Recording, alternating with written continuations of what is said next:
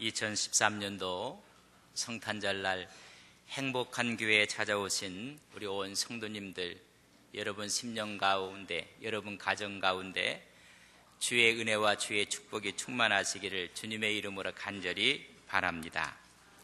12월은 크리스마스가 있어서 우리 마음을 푸근하게 하고 있습니다. 그러나 올 12월은 극과 극의 두 사건을 통해서 수많은 사람들 마음속에 감동을 주기도 했고 또한 충격을 주기도 했습니다. 12월 5일 전 세계가 애도했다고 합니다. 선한 모습으로 용서와 용기를 갖고 350년 동안 인종 붕괴를 끝낸 세계 인권 운동가였던 큰 별이었던 만델라가 죽은 날이었습니다. 모든 사람들이 그의 죽음 앞에 애도를 했습니다. 그의 아이콘은 평화였고 화해였고 용서였습니다. 12월 12일은 또한 전 세계가 충격을 받았습니다.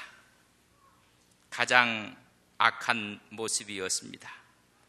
그들의 키워드는 반당, 반혁명, 종파, 행위자, 포악, 잔인, 공포 정치였습니다. 북한의 제2인자가 사형되는 날이었습니다. 오늘 우리 주변에는 감격을 주는 일이 있는가 하면 충격을 주는 일들이 있습니다. 크리스마스는 우리에게 감동과 감격을 주는 것입니다.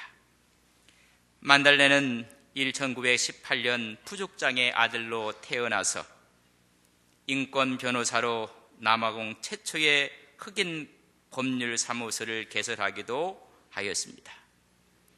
64년에 반역죄로 종신형을 받게 되었고 27년간 복역을 마친 후 1090년 72세의 나이로 옥에서 나오게 됩니다. 그런 1994년 최초의 흑인 대통령이 남아공에서 됩니다.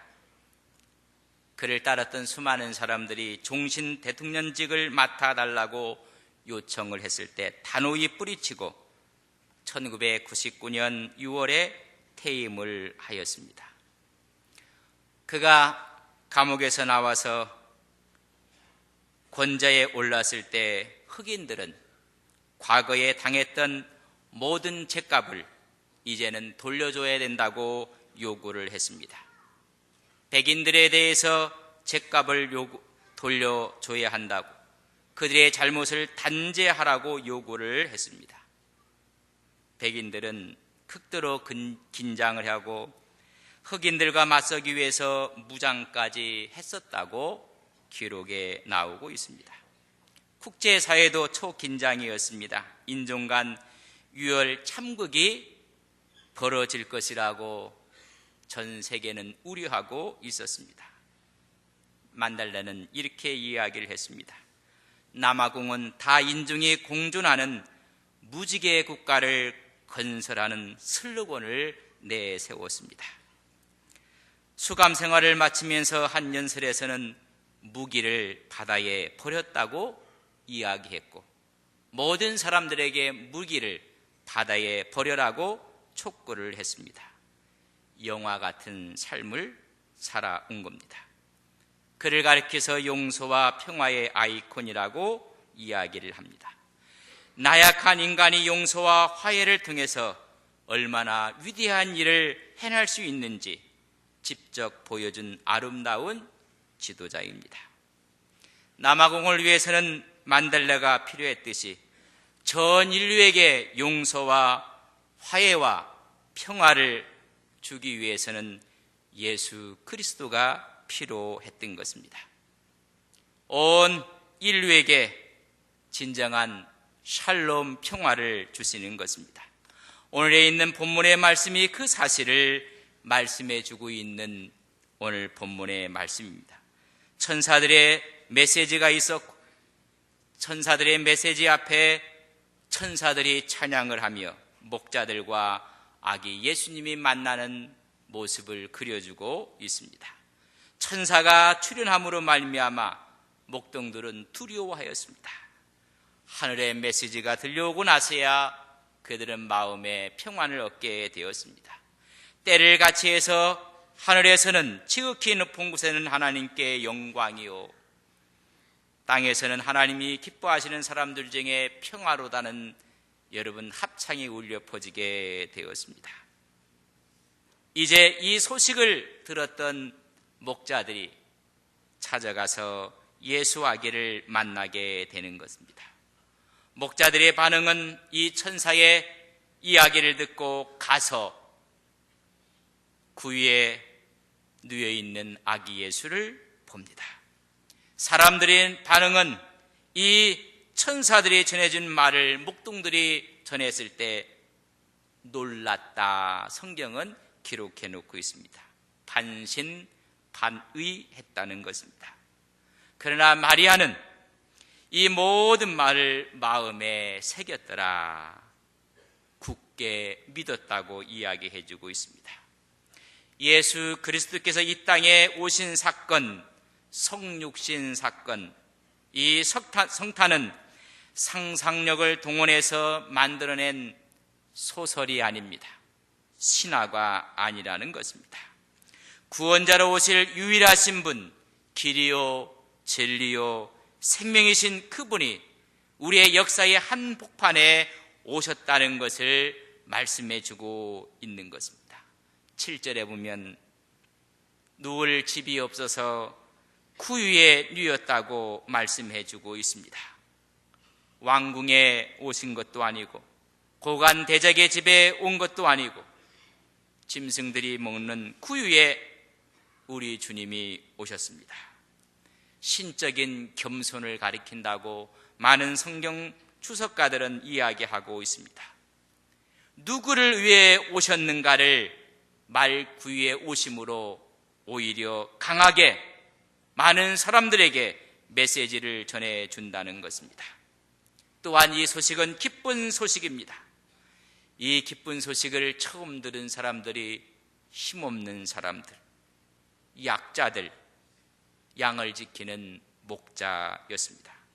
근본적으로 복음은 약자, 소외된 계층에 관심을 갖고 있다는 것을 주님이 오시는 모습을 통해서도 우리에게 말씀해 주고 있습니다.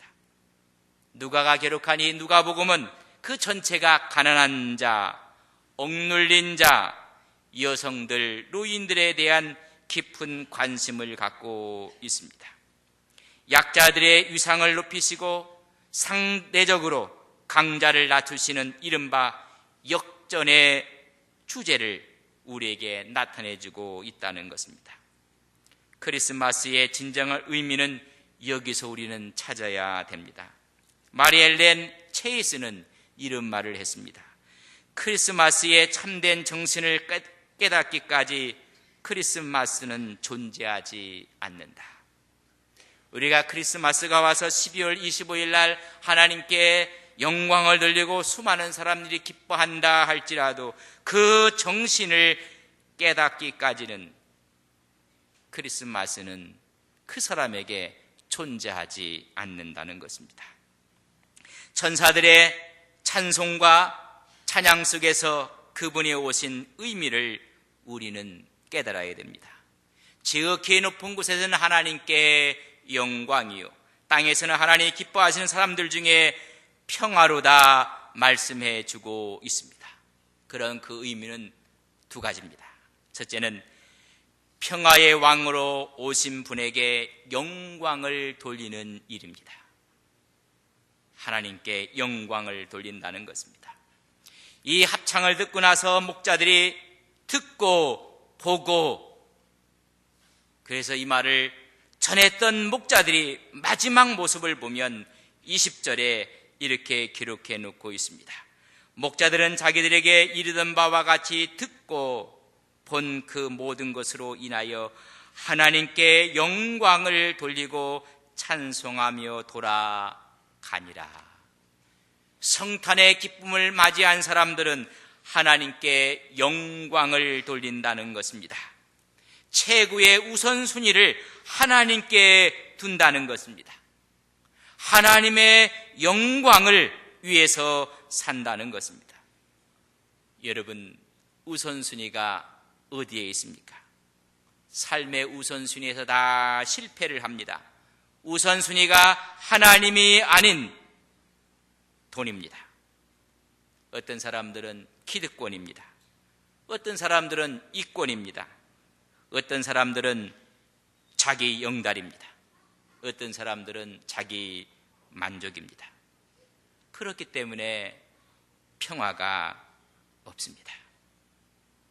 하나님께 영광을 돌릴 때 비로소 평화가 온다는 것입니다. 이 세상에는 평화를 찾아보기가 힘듭니다. 남수단이 내전으로 인해서 또 어려움을 겪고 있다고 합니다. 한빛 부대가 평화유지군으로 가 있는데 실탄을 지급받았다는 보도가 나오고 있습니다. 유전지대를 놓고 서로가 대치를 한다고 합니다. 유엔에서는 성탄의 기쁨을 하루 앞둔 12월 24일 오후 3시에 유엔 안전보장 이사회를 열어서 남수단에 6,000명을 파병한다는 결의를 채택하고 말았습니다. 우선순위가 어디 있는가? 여러분, 평화가 없습니다. 오늘 한국의 사회도 여러 가지 어려움이 너무나 많이 있습니다. 철도 파업이 16일째 지속되고 있다고 합니다. 민영화로 인한 사측과 정부 또한 노동자 간의 갈등이 우선순위가 어디 있는지를 따져봐야 하는 것입니다. 진정한 우선순위가 분명히 될 때 진정한 평화가 오는 것입니다. 하나님은 평화를 주셨다고 했고 평화를 이야기했으며 평화가 왔다고 했는데 우리에게 평화가 없는 것은 우리가 문제인 것입니다. 다 죄입니다. 욕심이 잉태한즉 죄를 낳고 죄가 장성한즉 사망을 낳는다고 야고보 1장 15절에 말씀해 주고 있습니다. 하나님께 영광을 돌리지 않기 때문에 그렇습니다. 하나님께 영광을 돌린다는 것은 그분만으로 만족하고 그분만으로 기뻐하고 그분이 내 인생의 가장 첫 자리에 오셔서 나의 최고가 되고 최상이 되는 것입니다. 여러분, 어떤 분이 성공을 했습니다. 근데 그 사람 마음속에 예수님이 첫 자리가 아닙니다. 여러분, 평화가 없습니다. 돈이 없는 사람이 돈이 생기면 평화가 올 것 같습니까? 아닙니다. 첫 번째 자리가 하나님이 아닌 이상 평화는 없습니다. 어떤 사람은 실패를 했습니다. 그러나 첫 자리에 하나님이 와 있습니다. 그러면 그 마음속에 평화가 옵니다. 바울과 실라는 전도하다가 우리가 이야기한다면 실패를 한 것입니다. 감옥에 갇히게 되고 맞고, 그렇지만은 감옥에 있어도 그의 마음 첫 자리에 하나님이었습니다. 그런 빌립보 감옥에서 찬양을 하고 기도를 하며 감사를 하고 있습니다. 인생의 목적이 무엇입니까? 오늘 성탄을 맞이해서 하나님께 영광을 돌리는 것이 우리 성도들의 제일 되는 목적이 되시기를 주님의 이름으로 간절히 바랍니다. 공부를 하는 것도 하나님의 영광을 위해서, 내가 사업을 하는 것도 하나님의 영광을 위해서, 내가 운동을 해서 최고의 스타가 되는 것도 하나님의 영광을 위해서, 정치를 하며 뭐든 가르치며 사는 것도 하나님의 영광을 위해서, 그때 진정한 평화가 이 땅에 오는 것입니다. 두 번째는, 이야기는 땅에서는 하나님의 기뻐하시는 사람들 중에 평화로다. 평화의 왕으로 오신 아기 예수님처럼 세상에 평화를 이루는 일을 해야 되는 것입니다. 저는 이번 성탄에 평화를 이루어내는 우리 안동섭의 온 성도님들이 되시기를 주님의 이름으로 간절히 바랍니다. 평화를 이루는 것은 언어입니다. 말입니다. 평화의 언어를 사용해야 됩니다. 평화를 선포하고 평화를 빌어야 하는 것입니다. 여러분, 이 교회에 들어오실 때 이런 마음으로 예배당에 들어오시기를 바랍니다. 오늘 이 하나님이 전에 주의 평화가, 주의 평강이 넘치기를 바란다. 여러분들이 어느 곳에 가든지, 어느 집을 여러분들이 방문하든지 평화를 빌어야 하는 것입니다. 평화를 빼앗는 우리의 언어를 버려야 합니다. 우리의 생각들을 버려야 합니다. 우리의 말은 우리 마음을 지배합니다.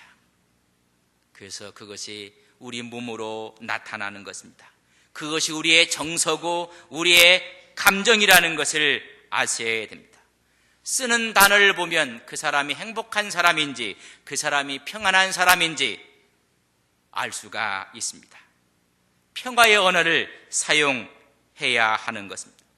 평화를 깨는 언어를 쓰면 평화가 깨집니다. 우리는 언어를 조심해야 됩니다. 내 언어가 사람의 평화를 깨는 언어라면 여러분 스탑하셔야 됩니다. 오히려 우리 언어가 걱정을 불러일으키고 혼란과 근심과 분노를 일으키는 언어를 쓰면 평화는 없습니다. 우리는 단어를 골라서 써야 합니다. 그래서 안녕하십니까?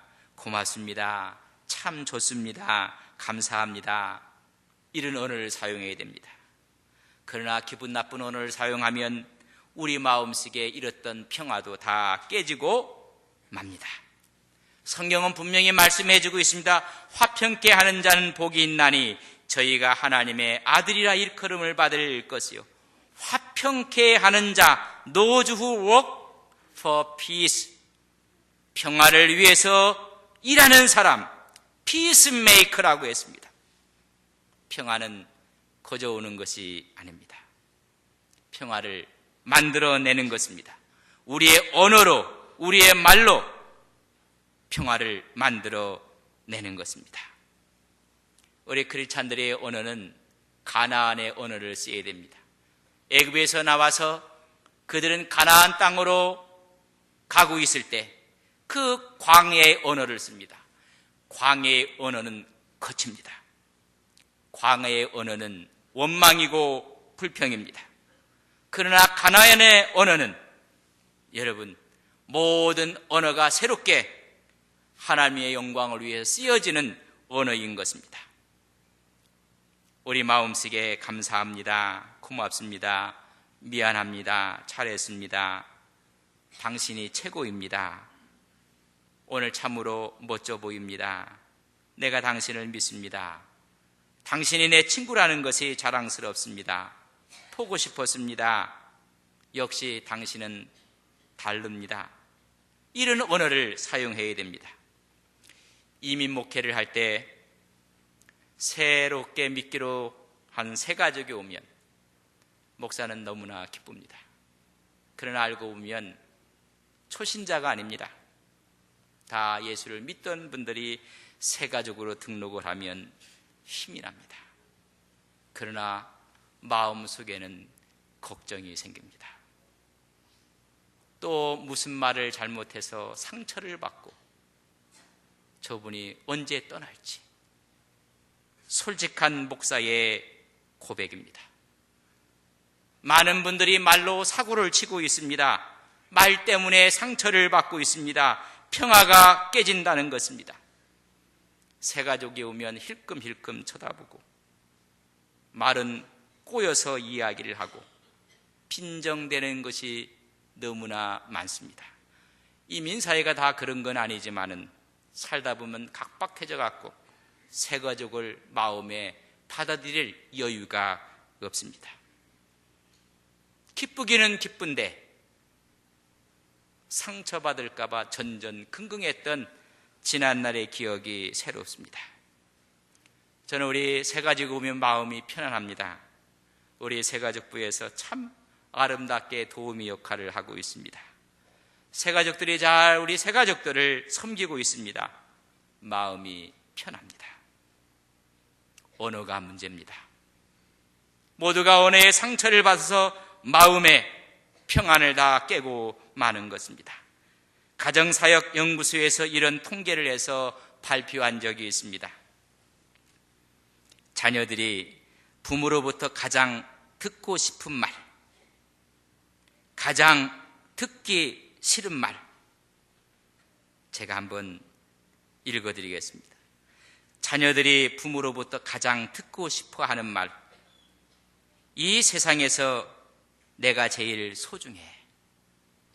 난 너를 위해 매일 하나님께 기도한단다.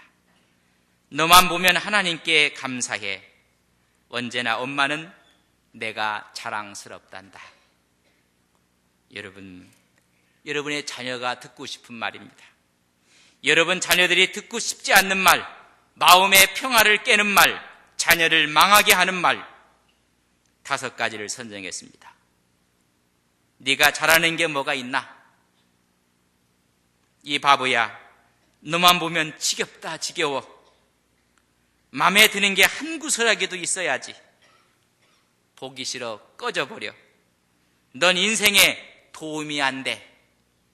제가 이렇게 읽어드리는데도 마음에 감동이 없는 분들은 어떤 마음일까?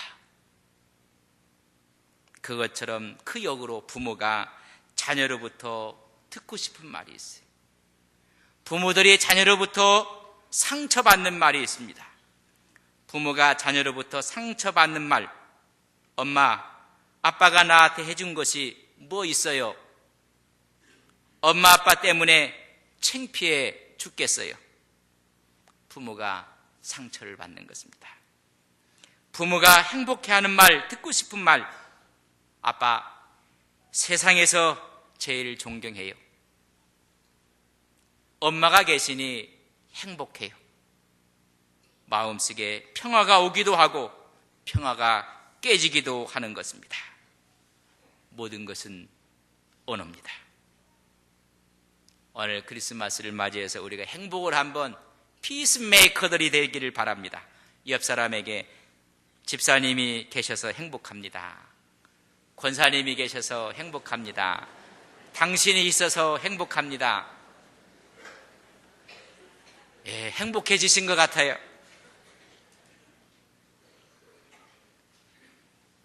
하나님께 영광을 돌리며 우리에게 평화를 만드는 것이 크리스마스의 의미입니다. 이 의미를 깨닫지 못하면 크리스마스는 의미가 없다는 것입니다. 함께 신앙생활에서 너무나 행복해요.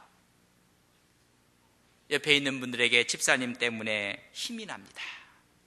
한번 옆에 한번 인사를 해보세요. 당신 때문에 힘이 납니다.